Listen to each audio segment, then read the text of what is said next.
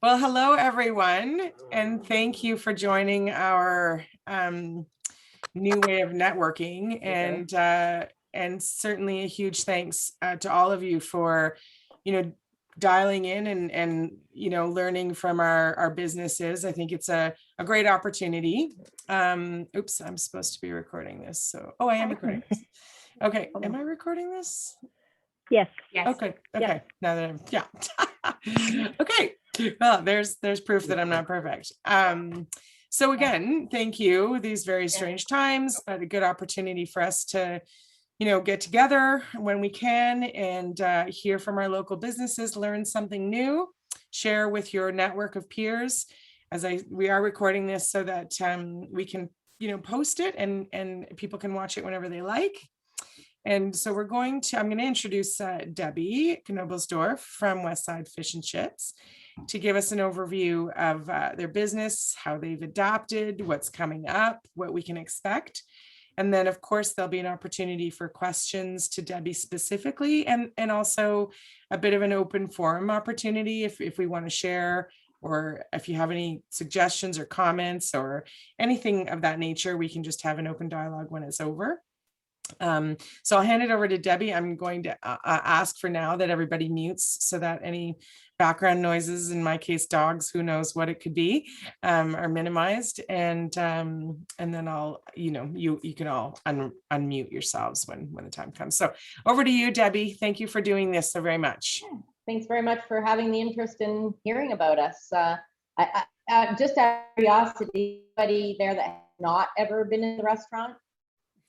Has anybody ever never been here? So you've all been here before. You've never been here? Leslie? Yeah, all the time. Okay. All right. Well, it was actually a lot of fun because in 42 years that we've been here, you forget what year things happened. So I was laying out old menus and looking at old notes and stuff and trying to chronological everything that has happened. So I'll just tell the story of how we got here and how we got to where we are today.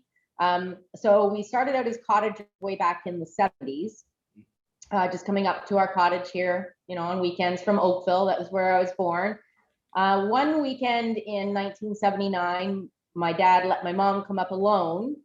I had just graduated high school, so I was 17 years old, just turning 18. And mom came up here one week. She came home. I bought a bride. We're moving in 6 weeks. I'm like, okay. I'm young, I'm living at home. My sister was part of a motorcycle gang. My brother was just a big partier back then. So I'm like, am I going to just stay down here in Oakville all by myself, or am I going to go up? So I thought, okay, I'll go up. And if I don't like it, I can always move back, right? So I had all these grand fantasies of my life living in Huntsville. I pictured mom's bought a variety store that in between customers, I was going to go in the back in suntan. And, I didn't really think there was work involved in running a business. You own it, right? You just get to go in and you relax in between customers, right? Not the way it works. It definitely doesn't work that way. Anyways, we soon learned that. And we also realized that being in the west end of town, it was where, Holitucks used to be down here. It was all the gas stations and it was more of the side of town where all of the other, trying to say here, the Industrial. Yeah, it was more the industrial side of town. But there was nowhere to eat except Bing's Restaurant. I don't know if you all remember Bing's Restaurant. It was a Chinese food place. It was really good, actually. In any case, so we started like with takeout sandwiches, and my mom had us make home fries that we fried up, put in containers, then heated up when somebody wanted them. She had some bizarre thoughts back then. And I don't know how long any of you have been here, but behind the restaurant used to be a house, which we turned into an arcade. There was an apartment above, but we had the arcade below, and we moved the food into there. I don't know if any of you remember that long ago, but that house burnt down. That was in the early 80s. And does anybody remember 3 on a Hill on Brunel Road? The fish and chip shop on Brunel Road? So there was 2 fish and chip shops in town. There was 3 on the Hill on Brunel Road, and there was Chipperfields over by Brendale Square. And unfortunately, the gentleman that owned 3 on the Hill died suddenly, just had a heart attack and died. His wife worked at the bank that we dealt with. So Chipperfields was also in town, and I'm sorry to say, but their fish and chips sucked. They were really, I'm sorry if there's anybody watching this that's a relative of that family, but their fish and chips, they were really greasy. Anyways, we always got a stomachache afterwards. So my mom has always dreamed of having a fish and chip shop. She worked at her aunt's back when she was a teenager. We still had the family recipe that was straight from England. So Mom's like, well, I'd like to open a fish and chip shop. So, okay, so we went to the bank, deal. We talked to the wife, and she was willing to sell us all the equipment because she didn't want anything to do with it. So she was willing to sell us all the equipment, which we still have some of it, believe it or not the stuff that has gas and stuff, but some of his equipment we still have. So she sold us all the equipment. We needed $11,000 to do the renovations and open. We were taking out our gift area, and we put in 12 seats. But the bank that we were dealing with, first of all, they don't like lending money to restaurants because they, 9 out of 10 times they fail in the first 5 years. And B, they didn't want to lend it to 2 women. So that's when we ended up switching banks. We went to the TD Bank, and they went, yeah, sure, we'll lend you the money. So that's how it all began as far as the fish and chips went. So yeah, we originally had 12 seats, took out our little gift area that didn't sell all that much anyway. The rest of the building was still variety store. So the restaurant was within the variety store. It was the variety store that made the money at that time, not the restaurant. It was just, we were just new, right? And everything, we didn't have real good clientele at the time. But as we did get busier, we kept making the store smaller. So we build a wall and move everything that was in that area and squish it all into the other area. We did that twice until the store was so tiny and I couldn't fit anything in it that we bought. There's a lady that lived next door forever. She also passed, and her house happened to be on commercial land. So we purchased the house next door, allowing us to close off the driveway that was in between the buildings. That's where our patio is now. So we purchased that and moved the variety store next door.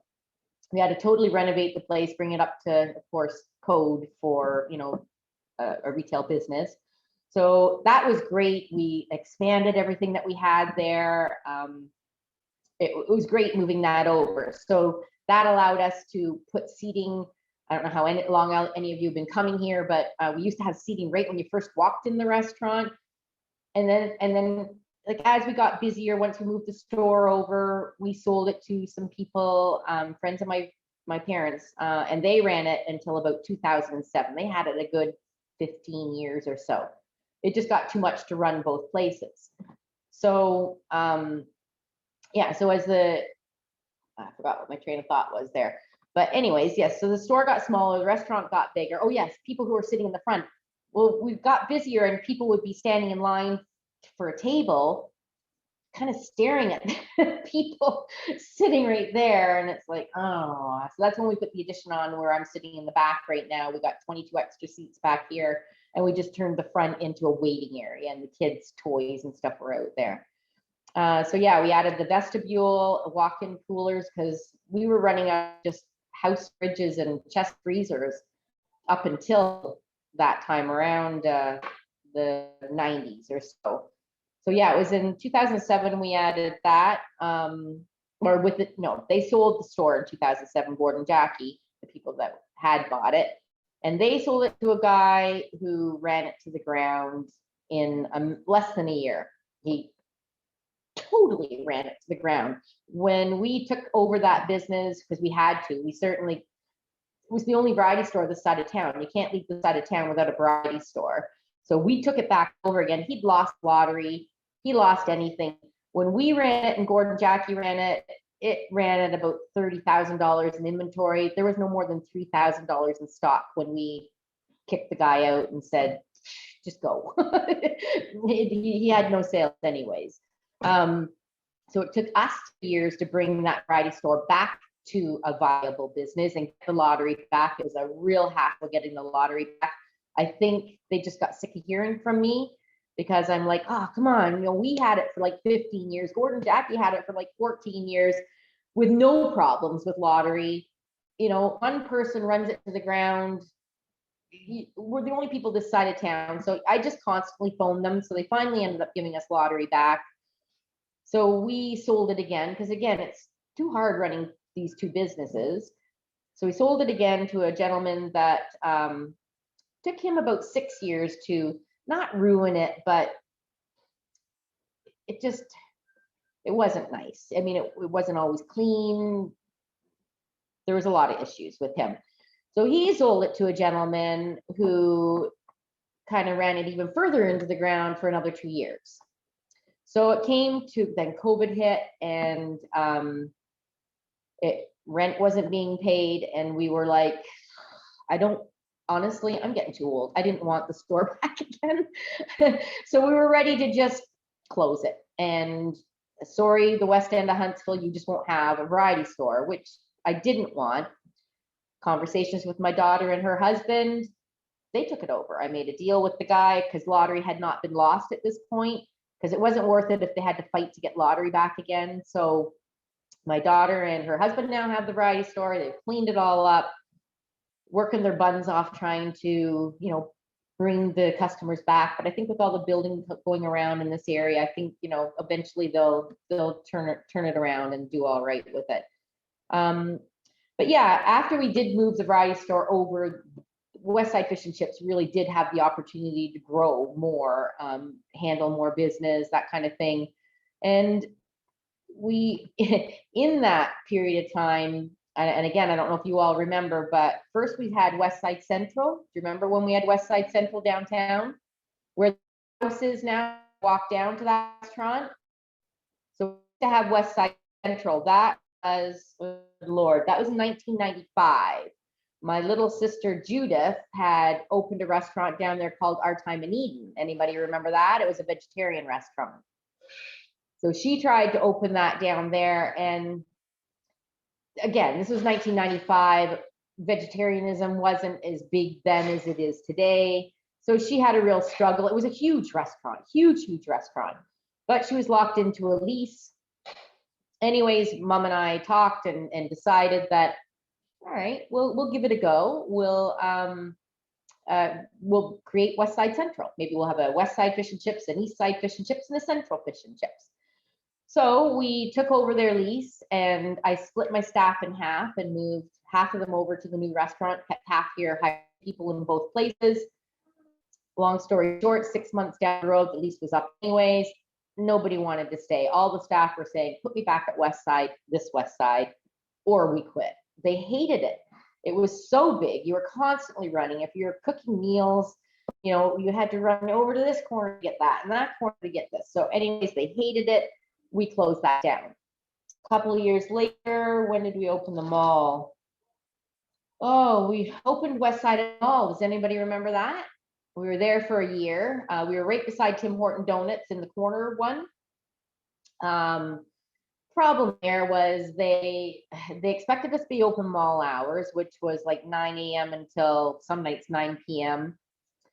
We would stand there in the morning and just watch everybody line up. We had coffee, but everybody, just like 10 people in Timmy's line. And it was only the people who didn't want to wait in the Timmy's line that would come and get coffee from us. So we would just sit here. We wanted to open 11 to 7, but the mall wouldn't allow us. Anytime we wanted to change our grease, we had to carry it from that corner all the way down to the washrooms, all the way down that hall, outside, across the back of the mall to the garbage bins, which were literally behind where our restaurant was, but there was no outside access from where our restaurant was. So there was just a lot of issues about that. So we only stayed there for that year. And I came back to Westside and I said to my staff, some who have been here for 32 years, I've got 22 years or 20 years, several 15 years, but I came back and I'm like, if I ever say I want a second restaurant again, you shoot me. I do not run 2 restaurants anymore. That was it. That was enough. You know, it's pain in the butt. Anyway, so our teapots. A lot of people ask, this is the guy who started it. He started the whole entire thing. I bought him for a joke. I don't know if anybody knows John Bador. He used to work for Bell Canada. He loved his tea, and he liked to come in here. The Bell guys would come in the morning, and he had his tea because we boil our kettle and we use Tetley tea, all the stuff that he likes. So for a joke, a member Zellers was here, and they were selling teapots. So I bought one just for John Bador for tea, which was funny. It was cute. And then, but people saying, I want tea, but I want the half-face teapot.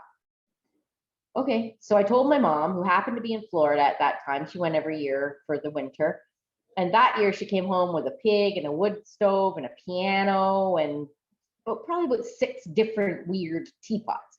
And we used them for a while, but you want to throw them through the dishwasher. We rinse them, but you want to throw them through a dishwasher every once in a while. So some of them didn't like the paint would come off and stuff. So that's how they started landing on a wall. But then the walls got filled, like the little partitions in between the rooms. So then my dad built the shadow boxes, and then the shadow boxes got filled. So then he built all of these. We'll walk around a little later, but he built all these shelves all around the top of the restaurant. And before he passed away he's passed away a year and a bit ago. He wanted to put shelves in between the little things that hold the shelves up. And I'm like, Dad, we have like 543 teapots, not including the Christmas ones that are out in a shed. So to us, yes, maybe it gets to a point where it's too much. It just would start looking gaudy. I don't know. I mean, it's interesting enough as it is. There's enough teapots to keep anybody interested for a while. So yeah, and then the paintings on the ceilings and the paintings on the windows. My dad did all the paintings on the ceilings. They're not all Disney. Some are Looney Tunes. Some are whatever happens to be popular. That'll be an end of an era with him passing on. But yeah, I didn't count how many paintings, but there are several up in our ceiling. The kids like to look at them. And Marcia, who does most of the paintings on our windows, just quit. She's getting married and building a house. So there goes our painter. I've tried to talk to her into coming to us, during certain seasons, and maybe come and visit for a while with her paintbrushes. To watch her paint was amazing. She's just like, bloop, bloop, bloop, bloop, bloop, bloop, and there would be a flower or a tree or whatever. But she did some painting before she left. Also paints, one of our cooks. Not like Marcia. Marcia went to school for painting. Ken's a good painter, but she's much more natural in her ability. So people will ask why we don't even get any bigger yet. We can't. We don't have enough parking. We talk about going up, but with all of our equipment on the roof and everything, we can't go higher. If we go over, you're really not going to gain much. We're going to lose our patio. We're going to lose our playground, which is important to us and the families that come here. Can't go out because it takes up a parking lot. And again, you need 1 parking space for every 4 seats you have. So you very quickly run out of parking. So we're stuck as big as we are. That's just the way it is. The laundromat below us was actually started by my brother. It used to be my apartment. Years ago, I lived underneath this place. But my brother, after I moved out, he turned it into the laundromat, and it's sold several times since then. But he sold it to start Rock Ridge Recreation Park, the old tubing hill up there on Yonge Street. That was our family's. Everybody wants it to open up again.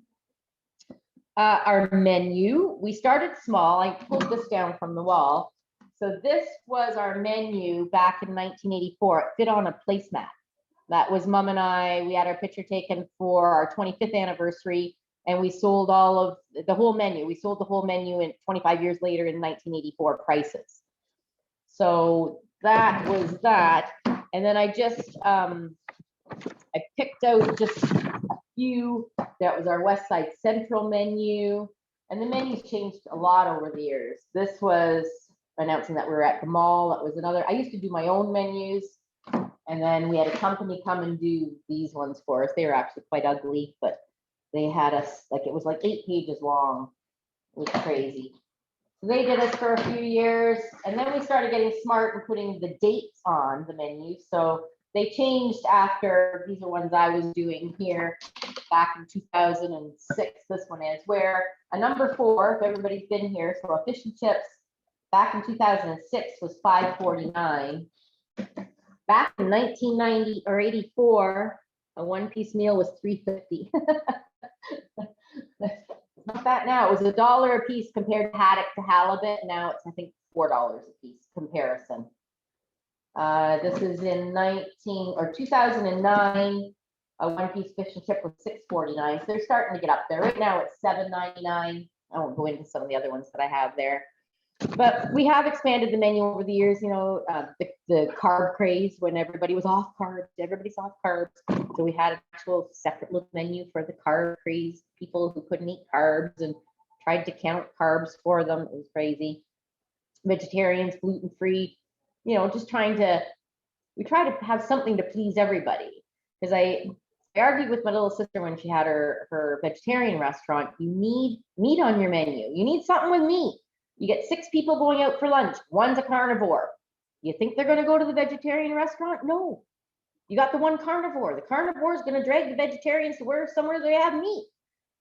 Anyway, so you have to have something. I don't like liver, but I sell it. You know, I think stuff stinks. Same as mushy peas. I have no idea what people see in mushy peas. We sell all kinds of them, but man, they stink.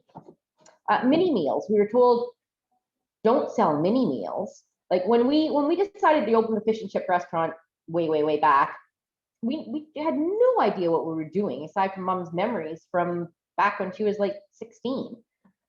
So we went actually down to a fish and chip restaurant that we used to go to in Oakville, and we gave them a free week's labor for them to teach us how to do it.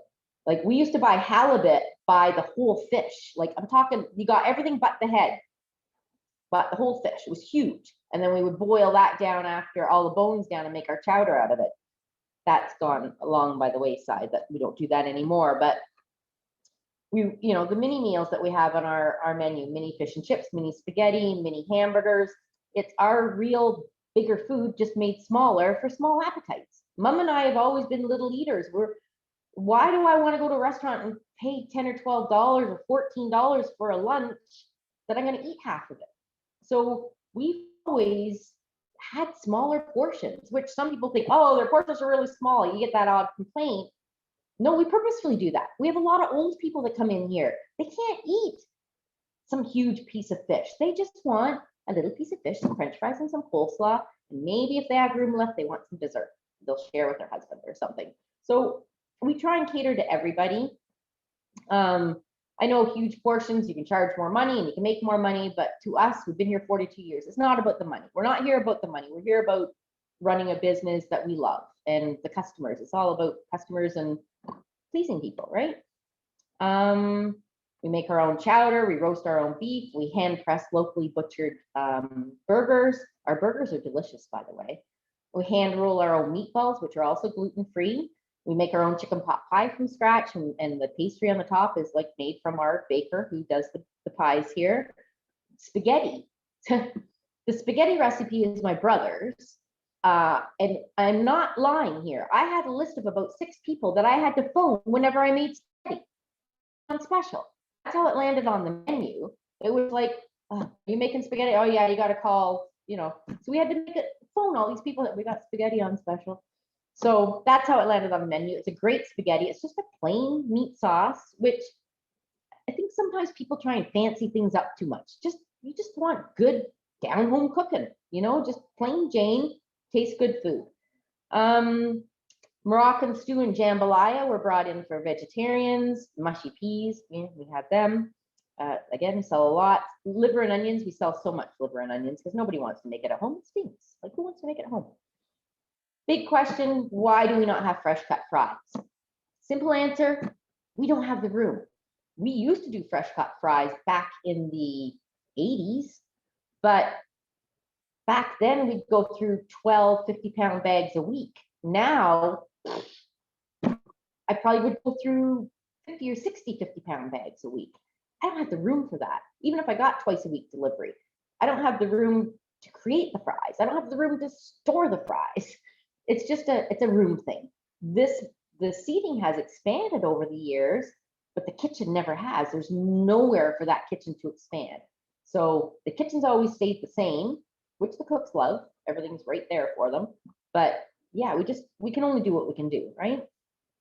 So then COVID hits. So last March, we were down settling a lot of things after my dad died in January. we're in Florida. Mom and dad had just sold their place down there. And all this COVID news starts coming on the TV. There's no Canadian news in the States. I'm sure you all know that.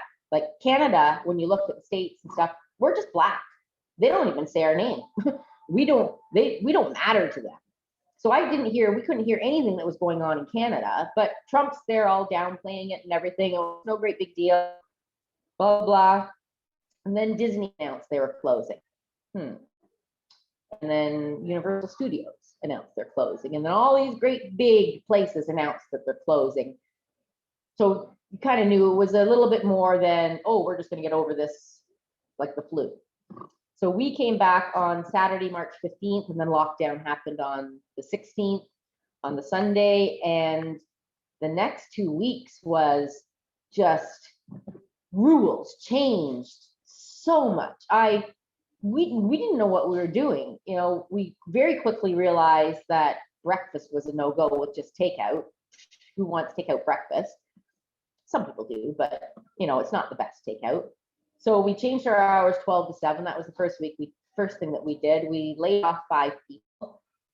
They all went willingly. Well, a couple kicked, but you know, most of them went willingly. They went on the CERB. And again, just the rules kept changing, what we could do, what we couldn't do.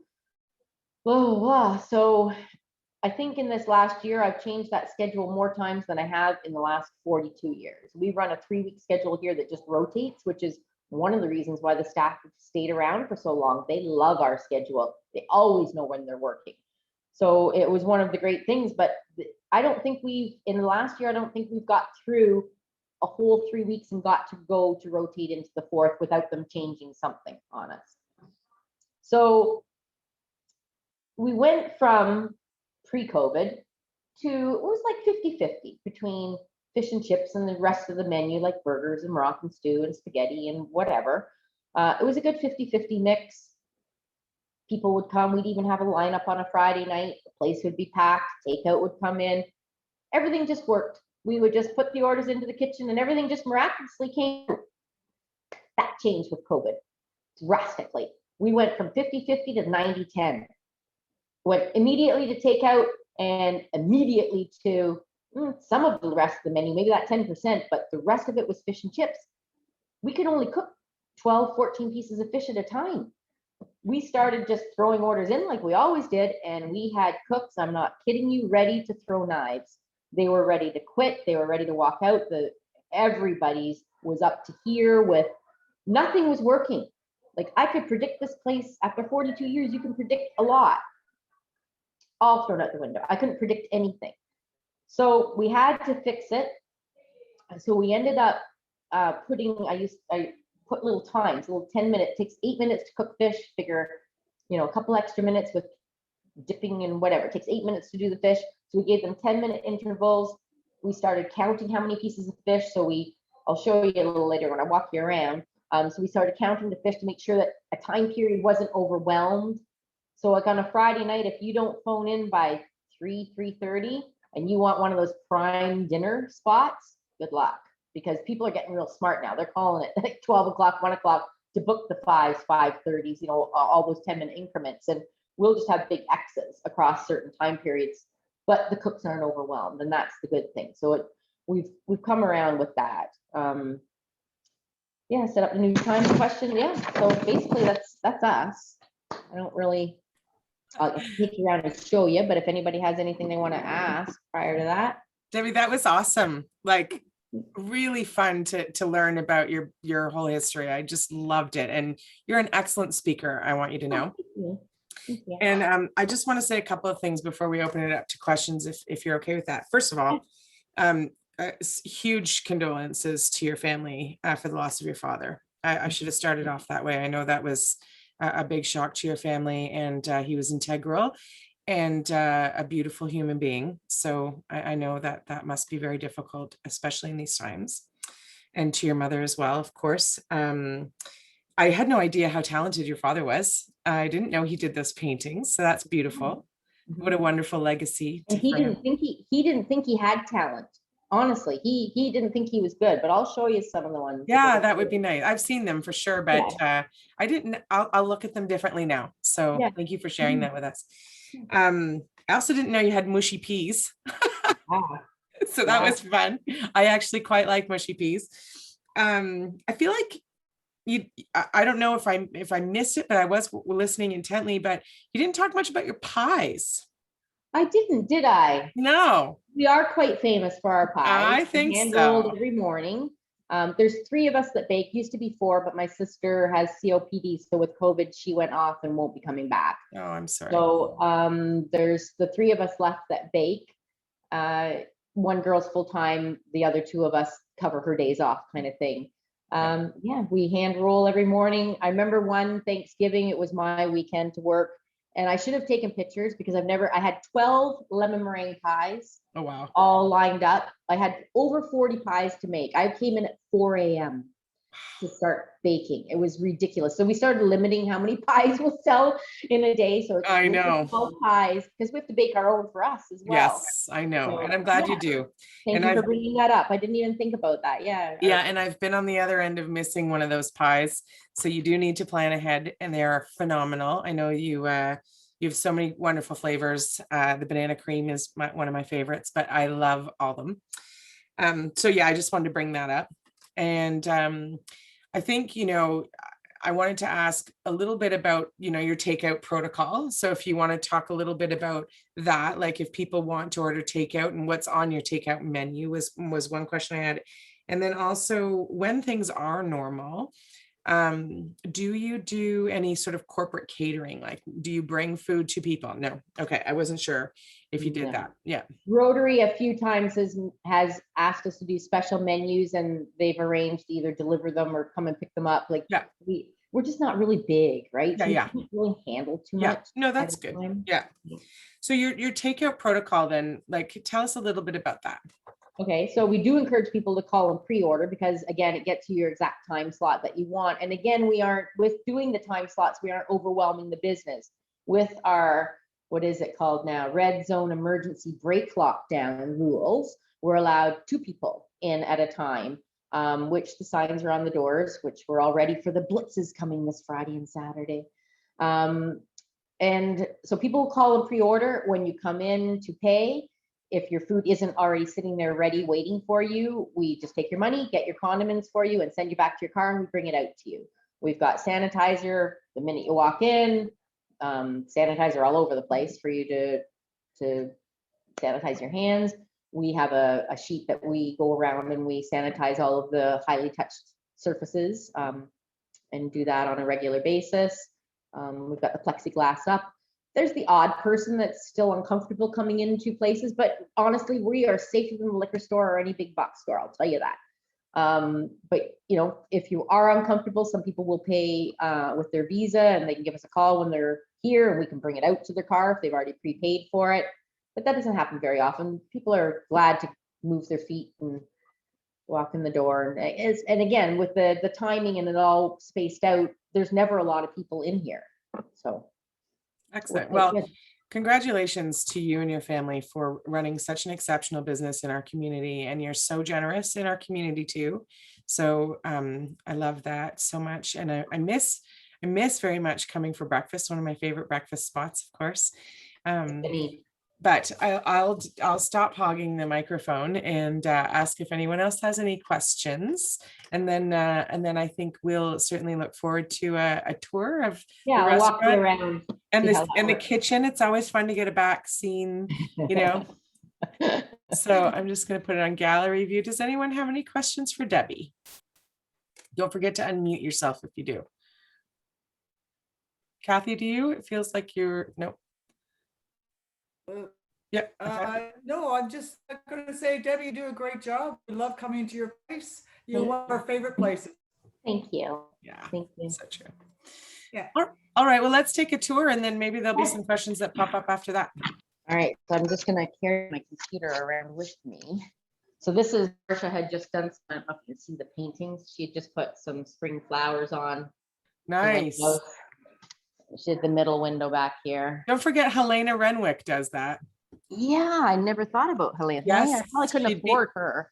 No, yeah, I bet you could. You should ask her. You know, she's a artist and yeah. Oh, very So I'm nice. just gonna walk, Yeah. just to let you see some of the paintings my dad did. He did Betty Boops over here. And he just did that for fun, like he wasn't an artist. Nope. Wow. There's Betty Boop. One of our servers was really into Betty Boop, so he did that for her. Nice. And whatever's popular at the time. I didn't even know about Peppa Pig, but Peppa Pig's up there somewhere. Yeah, there he is. Hey, the Winnie the pig. Pooh. Cute. It all started with this. It all started here with the Wicked Witch. Where's my Wicked Witch? Yeah, I see her. Okay, so the Wicked Witch and the Seven Dwarfs are all in this one side of the restaurant, Yeah. all dopey and goofy and whatever. Snow White. Can you see? Yeah. Okay. They're upside down, but we get the idea. Okay. So the Wicked Witch that is up here, my dad drew her. Oh my God. He kept redrawing her chin because he said if you don't get her chin right, Yeah. you just, she's just not Wow. her. Yeah. Anyways, this is Martha, the one artist. She did a thing for my dad. Can you see that? Aw, In memory of yeah. Armand Blanchett. That's beautiful. She did that in memory of him. I guess it'll go better this way. No, you had it right the first time. Had it the right way. Yeah. And then That's wonderful. here, I'm gonna go back into the That's front good of to- it, up front. So Marsha also did our rainbow on our Yeah. front window here with the two fish with their Yeah. masks, with Beautiful. toilet paper and sanitizer. So Did she we put the menus around just so people can Right. look in different areas. It's in a couple of different places. But yeah, people come in here. We've got all our little signs provided by Yep. Phil, 6 feet apart. We've got our limit to on the board, the Yeah. signs, hand sanitizer as soon as people come in. And then we've got our plexiglass up here. We do have battered gluten-free fish and chips, on Sundays Ah. and Mondays. If you didn't know, we're giving that a try. It's doing That's pretty good. well. Good. There's just a few things that we don't have on the menu right now that just don't sell with COVID and no dine-in. Yeah. I'm walking around. Oh, and all the teapots, right? So they got all your teapots, and it's for the shelves I'm talking about way at the top. Just go a bit Dad. slower, Debbie. Just a bit Oh, slower. right. So Dad put all those shelves way at the top of the Yeah. ceiling there. Oh yeah. all around. If you haven't seen it, it's quite. I mean, that must be a big cleaning job. How often Oh, do it you? is. Gosh. We split it up. It's on a 3-week schedule at certain times. Oh yeah. I Everybody's always gotta say be that clean when I go COVID. in there. I'm like, who So cleans here these? is our Oh, board. hi. Can you see that? The board? Yeah. So when it's full, they have the big X on it. and Right. Just time everything. Clever. All right, people behave. I'm bringing in the crowd here. There's our dish pit area Hello. and baking early. There's the kitchen. Ken, our kitchen manager. Nice. Hi. This is the Chamber of Commerce. Hello. It's not a Zoom meeting. I won't take you further in, or I might knock somebody into the. This is Denise. Say hello. I wish we Denise. could have a sample. All right. Too bad we can't have a sample. Yes, that would be nice. I did one of these years ago. Yes. And we had a bunch of samples. Oh out. yes, that was awesome. Yeah, so pretty well that's it. Well, that is something. So you've got staff busy for tonight's takeout? Oh yeah. Yeah. Yeah. That's good. And we were talking before we let everyone in about Rotary Tuesdays. Yeah. That is a great initiative. And I know you're a very active and awesome Rotarian. So, there you I'm an go. honorary Rotarian now. Okay, wonderful. And that is a sort of a special night where a portion of the proceeds go to Rotary, correct? Yeah, $5 from every order goes to Rotary. We put on the customer's choice and the full meal deal because it is our most popular Yeah. family meals choice. Easy 2 people, depending on what you want to eat. And then the full meal deal, of course, will feed more. It's a 6-piece meal, but we threw in 1 piece of pie with the customer's choice and 2 pieces of pie with the full meal deal. Yeah. Well, And they deliver. no, Oh, they don't. no. They Oh. tried that. I thought first. okay. They tried that first, and it was a $20 delivery, which I think people found a bit steep. So it went all right, but not great. And it was a little bit of a hassle for Complicated. them to do. Yeah. So then they asked if we could produce a meal that we would donate $5 out of each one. Perfect. So yeah, so we created those. That's good. Oh, I'm sorry. I didn't know about that. I mean, I live far away from town, so I would have never taken advantage of the delivery anyway, so I wouldn't have known. Yeah, they did that. They did a 2-night thing. I think it was a Tuesday and a Friday. Okay.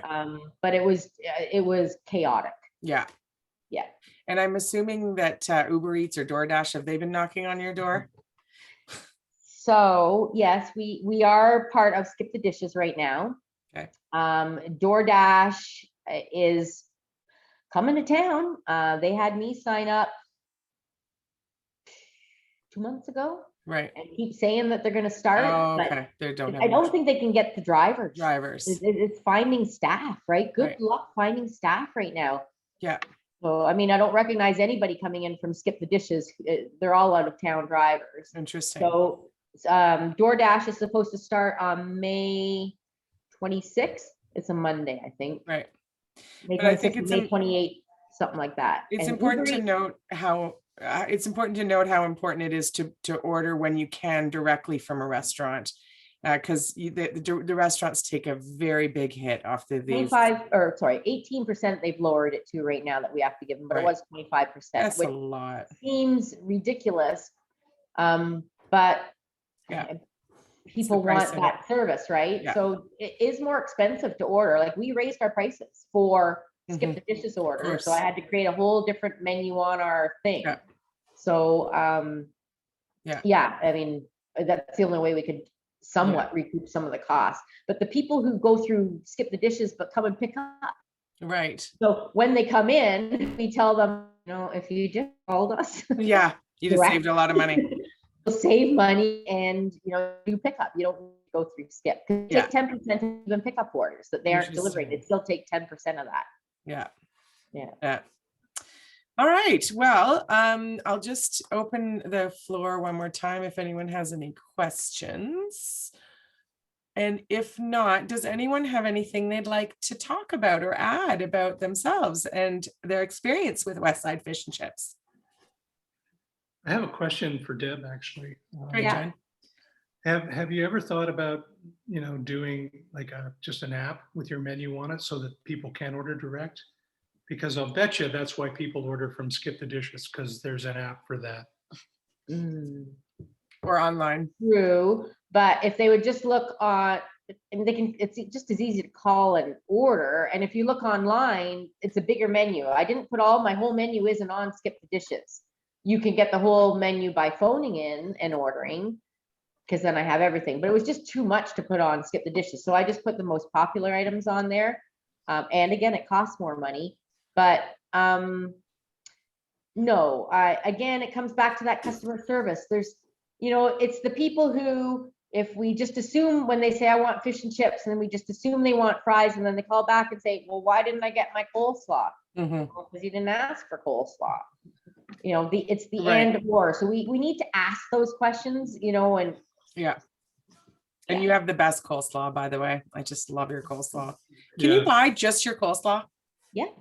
Yeah. Like a big thing of coleslaw? Oh. 4, 8, 12, or 16 ounce. Oh, I didn't know that. Okay. Sorry, John. Were you going to say something else? No, I was gonna, chirp Deb because, phoning is so quaint nowadays. It And works for our generation. It works but for We're our old generation. fashioned. Yeah, we're old fashioned. It's Uh, so true. So many people don't like to pick up the phone. I don't know what that is. I find that with my younger staff members for sure. Well, it's a thing, right? And It's true. I ordered last night, from an app. Because, we're trying to kind of do our part and Yeah. support. And, I forgot to hit one of the check boxes, and of course, showed up and I didn't get my sauce that I wanted. And so I understand what you mean, but we just did a fairly significant update on our e-commerce site, and it makes a difference. It really does. People are just so used to the convenience of the Amazons and the Uber Eats and that they just do everything on their, pick it up and they boop, boop, boop, boop, done. Yeah. Uh, And anyway, and it maybe doesn't need to be an app. It could just be an online, or, mobile friendly site would probably do the trick too, but Well, our website's mobile friendly good. and it has the whole menu on it, but yeah, we need to ask those questions. Yeah. Because otherwise you mess up your own order and Yeah. then we get blamed for it. Yeah, fair enough. All right, well, if there's no other questions, I want to thank Barb Bloomfield from our team for working with Debbie to organize this. Thank I want to you. thank our partner Zoom. I'm just kidding. Who we're all getting very sick of, actually. But I do want to just let you know that on May 13th, we're announcing tomorrow that there'll be another business after hours, and it's The Door, which will be happening again May 13th. And they're going to be talking about dealing with isolation as a whole. They're going to be talking about youth and isolation. And there's always a great deal of goodness to learn about what The Door is doing in our community. So mark that down in your calendar, if you will, because I think that'll be excellent. And James is such an incredible host and does such beautiful things in our community. So Debbie, thank you again. I know you don't love doing these types of things, but I'm super proud of you because I think you did an awesome job. You should be very proud of what you've accomplished in your business and how you've pivoted. And I just can't wait to get back into your restaurant. We can't wait either. Yeah. All right. Well, everyone, I hope everyone is well. Again, thank you for joining us. And hopefully we'll see you on May 13th. Stay safe and be well. Thank you. Good night, everyone. Everyone. Bye, everybody. Thank you. Bye. Thank Thanks. you.